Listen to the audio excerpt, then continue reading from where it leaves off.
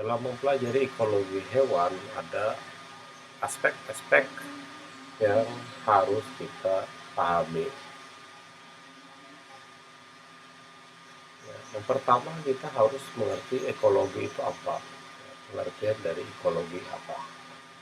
Kemudian kita menggabungkan dengan kata hewan, sehingga ekologi hewan apa artinya. Ya pada dasarnya ekologi itu ilmunya umum ya, tidak hanya hewan tapi juga tumbuhan.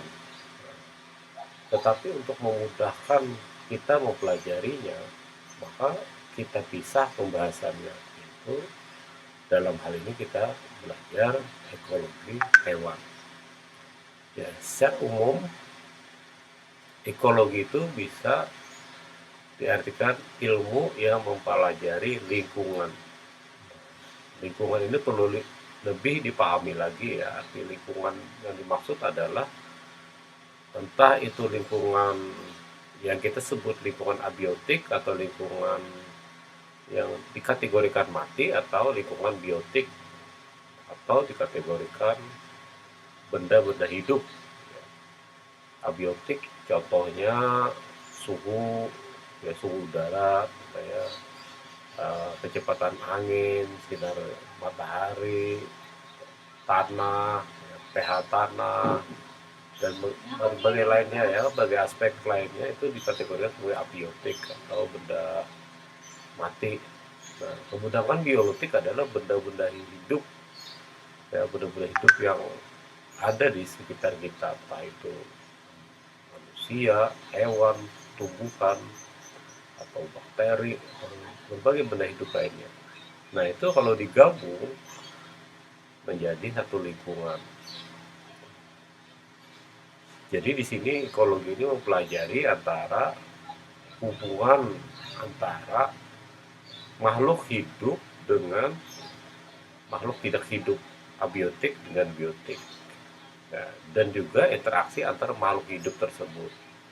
Ya, makhluk hidup misalnya kalau kita bicara hewan, ada hewan misalnya burung ya, interaksi antara burung dengan tumbuhan yang ada di sekitarnya, atau burung dengan burung yang lain, atau burung dengan sesama burung itu sendiri.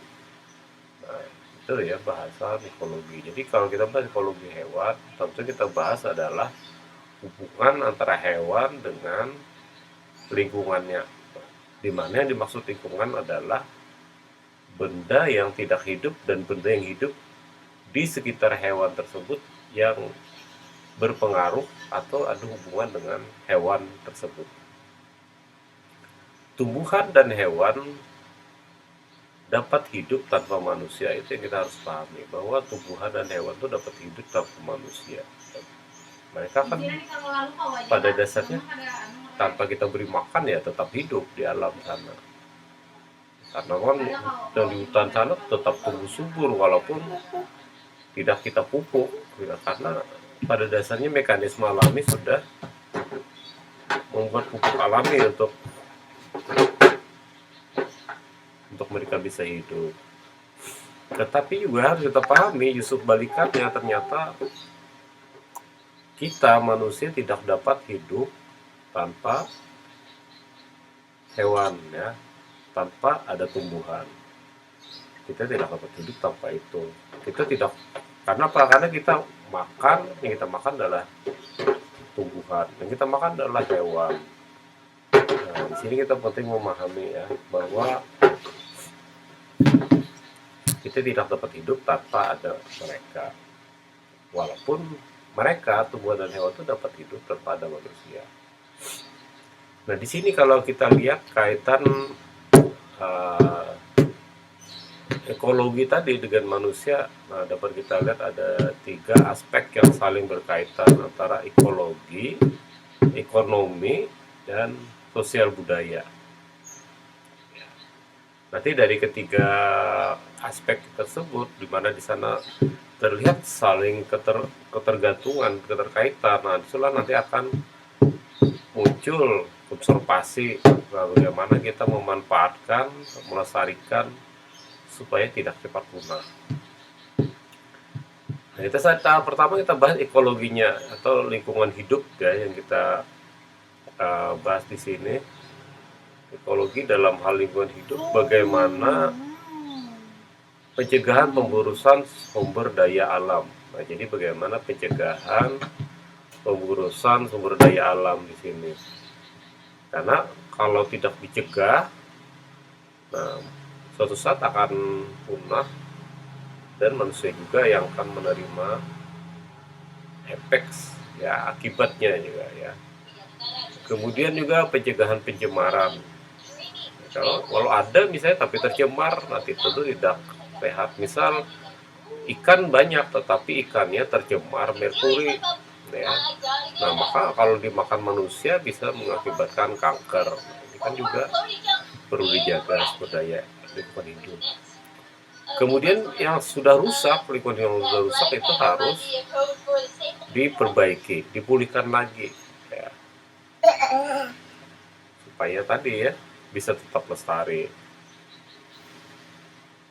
Kemudian dari sisi ekonomi, nah, memang ekonomi ini bahwa adanya pertumbuhan manusia. Pertumbuhan manusia ini kan otomatis akan memerlukan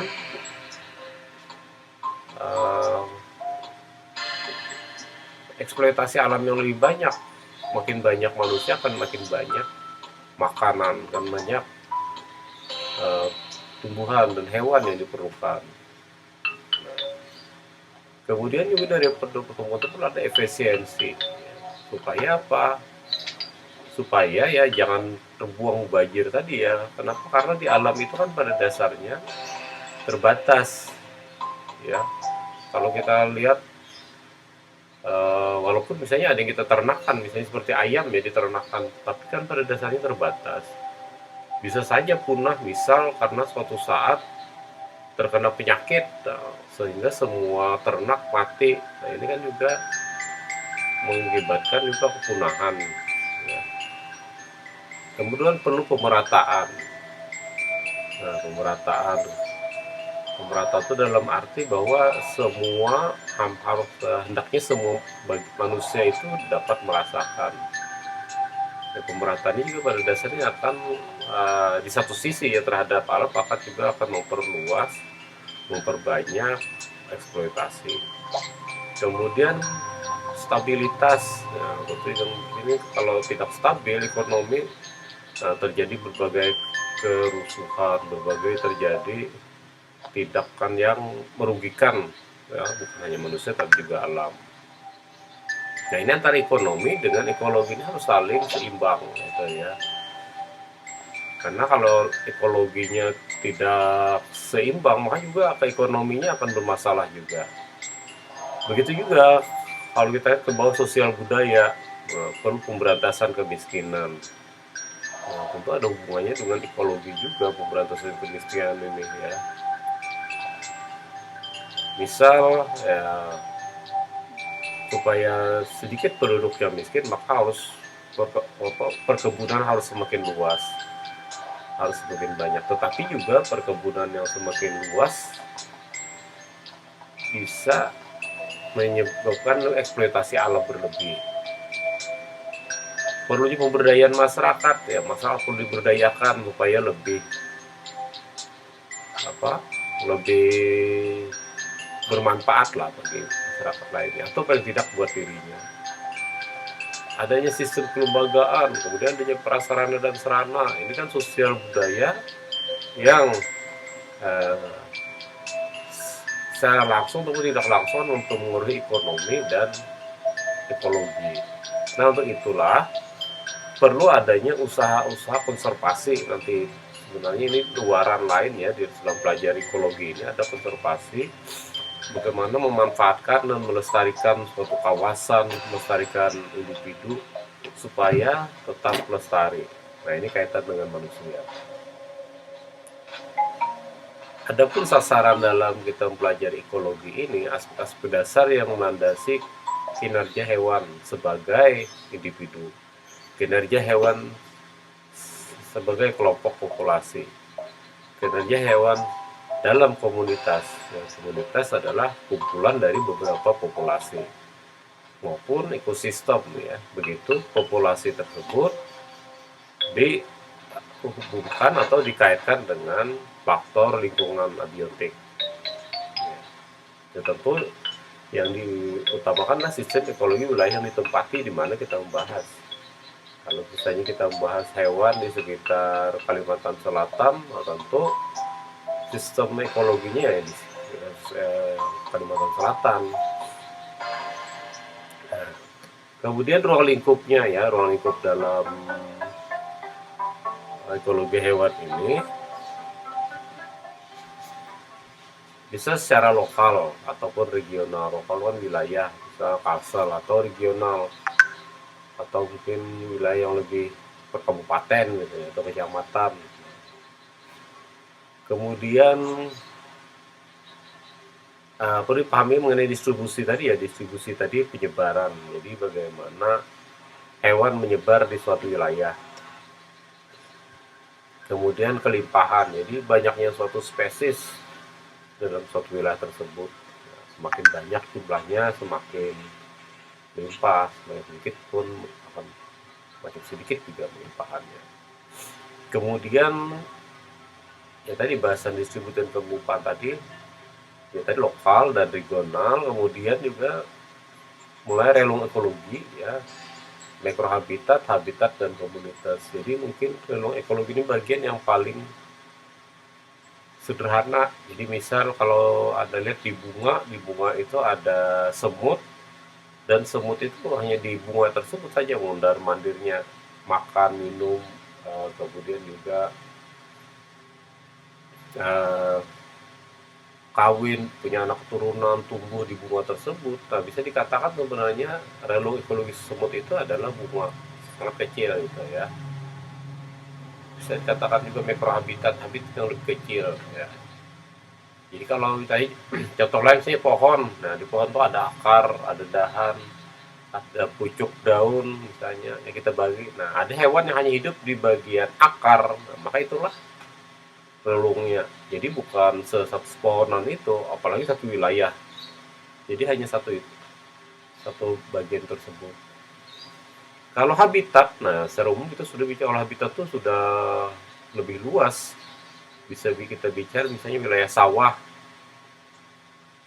atau kalau kita lihat pohon tadi, pohon itu di mana letaknya, di daerah mana lokasinya. Nah, misalnya ada di sawah ya pohon tadi, nah, maka habitat itu bisa saja kita bahas wilayah sawah tersebut. Atau komunitas, nah itu kalau sudah ada hubungannya dengan spesies-spesies lain yang ada di sana. Jadi kalau semut tadi, ada di sana ada populasi semut di ya wilayah habitat tadi misalnya sawah tadi ya. Kemudian di sana ada populasi ikan gabus, kemudian ada populasi jenis katak tertentu ya, ada populasi ular. Nah, maka itu sudah kita bicara komunitas. Hingga biogeografi itu yang lebih luas lagi dari komunitas tersebut ya, wilayah yang lebih luas lagi. Mungkin sudah menyangkut sawah, kemudian di samping sawah itu ada kebun, di samping kebun nanti ada hutan misalnya. Nah, itu sudah gabungan tadi ya, bisa. Kemudian juga ruang lingkupnya bagaimana pengaturan fisiologis di dalam hewan tersebut, respon, kemudian ini beradaptasi. Ya, pengaturan fisiologis itu dalam arti bagaimana hewan tersebut secara fisiologis ya ada hubungannya itu tadi dengan adaptasi, misalnya dengan respon terhadap berbagai hal yang ada di lingkungan ya tempat dia tinggal. Kemudian juga ruang lingkupnya mengenai perilaku dan aktivitas siswa. Kemudian menyangkut perubahan berkala ya, perubahan musim ya, harian, misalnya siang, malam. Nah, bagaimana hewan hidup dalam kondisi tersebut. Musiman misalnya musim penghujan, musim kemarau, atau tahunan selama setahun misalnya. Nah sebenarnya ada hubungan juga dengan tadi ya harian musiman tadi. tahunan tuh lebih panjang lagi. Nah, kemudian lingkup lainnya adalah dinamika populasi. Jadi kemudian populasi itu bertambah, ya bertambah dari sedikit gen banyak, atau ada hal lain, misalnya ada individu lain yang datang ke situ, atau individu yang di sana pergi pergi ke wilayah lain. Nah, itu kan terjadi dinamika pertambahan, bertambah berkurang karena berbagai faktor, mungkin karena faktor kematian, faktor ada kelahiran gitu ya, dan tentu itu ada interaksi. Jadi interaksi antar individu itu, nah itu ada pola-pola yang dapat dipelajari. Nah itu masuk ke dalam lingkup ekologi hewan.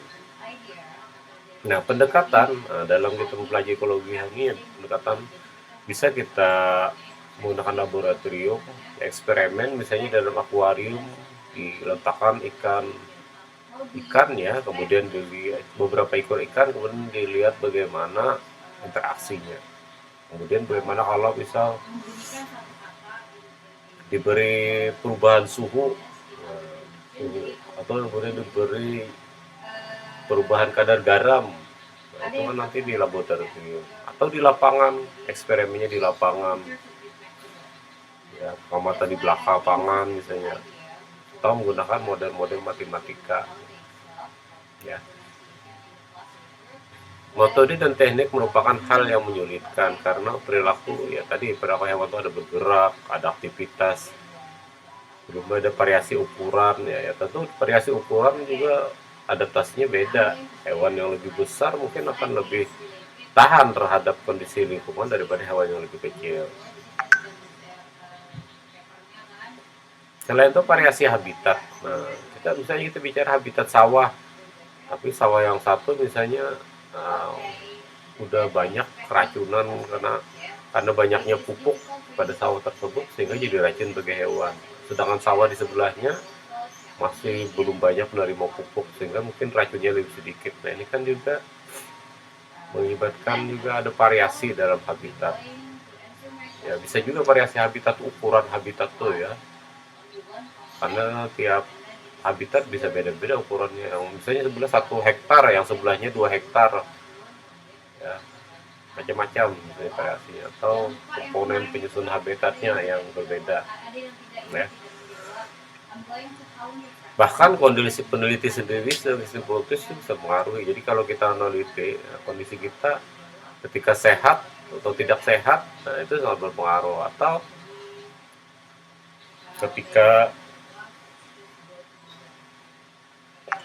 ketika kita tidak sehat, nah juga bisa menyebabkan penularan. Kemudian juga tujuan dari penelitian, apakah dia deskriptif, kuantitatif, kualitatif, atau satu eksperimen, itu berbagai pendekatan. Jadi banyak sekali ya dalam pendekatan, atau bisa dikatakan meneliti dalam ekologi hewan. Nah kalau kita lihat di sini hewan dan lingkungan, kita memahami hewan dan lingkungan, bahwa pada hewan itu ada fisiologisnya, kemudian ada perilaku, ada morfologisnya, di mana itu semua berpengaruh secara timbal balik terhadap lingkungan biotik lain, manusia, tumbuhan, hewan, mikroba, atau juga berpengaruh secara langsung atau tidak langsung terhadap lingkungan abiotik, suhu, cahaya, kelembapan air. Ya walaupun sebenarnya lingkungan abiotik ini hampir tidak terpengaruh, bahkan tidak terpengaruh dengan perilaku hewan. Misal cahaya matahari, nah kita kan tidak bisa mempengaruhi cahaya matahari. Kalau misal kondisi sekarang sedang rendah cahaya matahari karena terlindung awan, nah kita tidak punya daya, tidak punya suatu kegiatan yang dapat membuat awan itu menghilang. Kecuali paling kita misalnya kalau panas ya paling kita berlindung ya suatu bangunan atau di bawah pohon, tapi kita tidak mempengaruhi terhadap cahaya itu. Nah otomatis sebenarnya cahaya abiotik, lingkungan abiotik itu seperti cahaya tadi, itu yang mempengaruhi makhluk hidup, entah hewan, manusia. Itu yang mempengaruhi air, ya, kesediaan air, ini jadi pengaruh. Nah, adanya di sini terdapat dua aspek lingkungan, aspek fungsional bagi hewan dalam lingkungan tersebut, entah kondisi dan sumber daya. Jadi kondisi lingkungan, sumber daya. Nah, ini kalau kita lihat di ekosistem bahwa gambaran pada ekosistem ini hewan saling berinteraksi, ya, ada di sini ada predasi, saling memakan, ada persaingan, ya, mutualisme, ya. Antara persaingan tuh ya saling menguntungkan, misalnya mutualisme, atau saling merugikan, misalnya parasit, ya, saling merugikan. Kemudian berbagai daur yang terjadi di lingkungan, misal daur nitrogen, ya, siklus karbon, ya, atau siklus nitrogen, gitu ya, contohnya terjadi di lingkungan tersebut, sangat kompleks sekali. Yes. Nah, kemudian kondisi lingkungan menunjukkan besaran kadar atau indeks faktor abiotik lingkungannya. Ya tadi ya, seperti dikatakan bahwa faktor abiotik tidak akan berkurang dengan ada hadirnya hewan. Jadi justru kita sebenarnya yang beradaptasi terpengaruh dari faktor abiotik. Bahwa dikatakan hewan itu tidak memakan faktor abiotik. Jadi bisa aja dikatakan faktor abiotik tidak kita makan. Ya walaupun sebenarnya kita akibatlah manusia bisa terjadi perubahan faktor abiotik. Misal hutan, misalnya kan ada satu wilayah hutan tersebut mulanya kan karena banyak pohon ada di sana, sehingga dia akan lebih melindungi bagian bawah. Jadi di situ lembab, ya, lembabnya kelembapan tinggi karena faktor kadar air yang banyak, ya. Kemudian cahaya matahari yang terlindung oleh kanopi pohon, sehingga dia kelembapannya tinggi. Tapi begitu kita tebang, hutan tersebut tebang, maka naungan, ya, kanopi pohon itu sudah hilang. Akibatnya kelembapan yang ada di sana meningkat. Nah, istilahnya kalau kelembapan turun, ya, yang mulainya lembab jadi berkurang lembabnya. Suhu udara yang mulainya rendah jadi naik. Kenapa? Karena kanopi atau lindungan pohon itu kita hapus, kita buang, ya. Nah, di sini dikatakan, nah, kita mempengaruhi faktor abiotik yang ada di sana. Berubah, ya, berubah. Kenapa? Karena beberapa faktor yang kita hilangkan. Nah, kemudian kalau kita bahas hewan dan lingkungan, bahwa sumber daya lingkungan, faktor lingkungan yang akan berubah dengan hadirnya hewan. Yang tadi ya saya katakan tadi, ruang, kemudian makanan atau pakan, kemudian hewan sebagai heterotrop, dengan tumbuhan bukan autotrop, ya, dapat hidup dengan, ya, bahasa umumnya memasak dari cahaya matahari, fotosintesis. Sedangkan hewan memakan dari tumbuhan.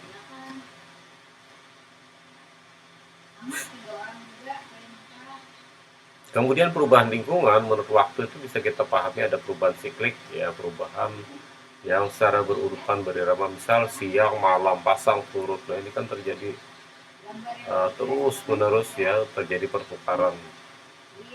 Ada perubahan yang tidak siklik, yaitu perubahan terarah. Jadi semakin, misal erosi. Nah, erosi kan makin hari makin terjadi erosi, sehingga misal mulai pantai itu makin hari makin sedikit. Kenapa? Karena pasir semakin hari berkurang. Pasir pantai di bawah gelombang kan, jadi semakin hari makin berkurang. Akhirnya pantai lama-kelamaan akan makin sedikit, nah, atau daratan lah makin sedikit. Kemudian terjadi pengendapan, misal pada air. Kita lihat air itu kan keruh karena banyak sekali endapan. Nah, semakin hari semakin mengendap sehingga semakin surut. Nah, ini juga terarah. Kemudian ada perubahan eratik. Ya, ini perubahan air itu tidak berpola atau tidak konsisten bisa mendadak, misal banjir. Karena banjir misalnya sungai yang kecil tiba-tiba besar. Kenapa? Karena banyak dinding sungai yang hilang, tubih gitu ya, sehingga sungai menjadi besar.